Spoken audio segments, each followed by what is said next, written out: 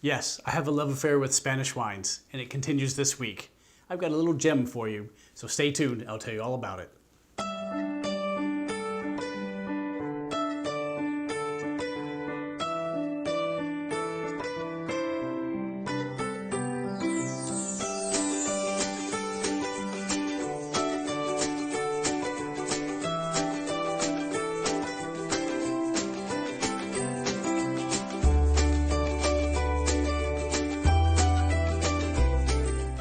Welcome to this week's episode.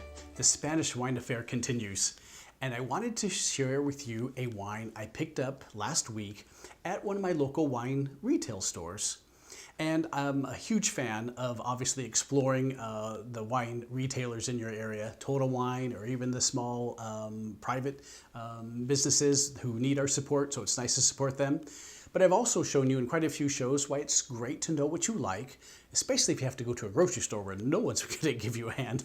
And so you know what you want, so you can get some pretty good choices of wine based on what you like. Well, this week I went into the wine retailer and I said I just love Spanish wines, and in particular Riojas. And why? Well, I told him I liked that it's usually medium bodied. I liked that they weren't too tannic. I liked that they weren't too over the top with the alcohol, so nothing really over 14%. And I said I enjoy cooking and I love eating, so I want a wine that goes well with food and fits all that other criteria. Well, he steered me over to the shelf. Of course, we went into Spain, and he said, I think you might want to try a Jumilla. And I said, fantastic.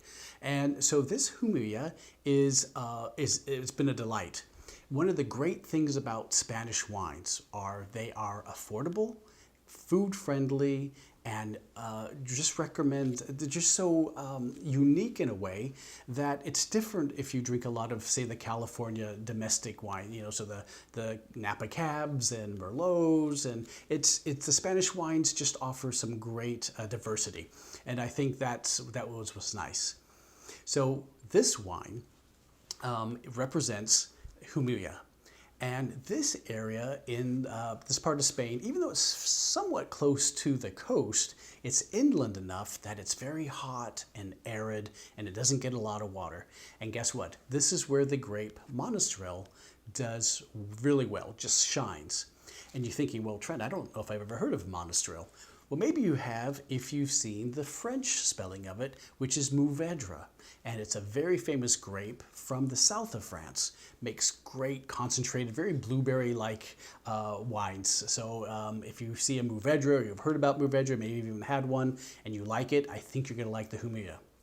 So this grape, and the reason why he probably recommended it is, again, it's not over the top, wasn't too concentrated, not a huge heavy body. It went so well with my food. And so if you're saying, well, what could I have a Jumilla with? I tried it with Manchego cheese, which is a great Spanish cheese, and you could usually find that even at your local grocery store. You don't have to go to a fine cheese shop, but Whole Foods and Trader Joe's has it, and it's just a great bargain, delicious cheese. But I had it with Manchego, of course, for an appetizer, and then I had it with some grilled chicken and grilled beef kebabs, and the wine was just perfect. So I recommend it with grilled chicken or grilled beef or grilled lamb, something of that nature. I think does very, very well. And if you want to try something else and it works well, let us know. This in particular wine is not only Mourvedre or Monastrell, but this area of Spain, back in 1989, suffered phylloxera, which is what the French, as you know, experienced back in the 19th century, and it just devastated many of the vineyards in France. Well, Spain's got spared then, but then unfortunately later on it came to Spain. So 1989 in this area was just devastated by the phylloxera. And this insect just eats all the roots and just wipes out the vines. So they made a decision to replant the whole area, and they used an indigenous grape, yes, the Monastrell. But they also incorporated some very famous French grapes, like Syrah and like Cabernet Sauvignon and Merlot and Petit Verdot. So this wine that I'm drinking, oh, it's just so delicious. This wine is 50% Monastrell and 30% Syrah, and then 20% Petit Verdot, which you see in quite a few Bordeauxs. So it makes a very nice blend. He was just spot on. The body is very much like my Riojas that I love.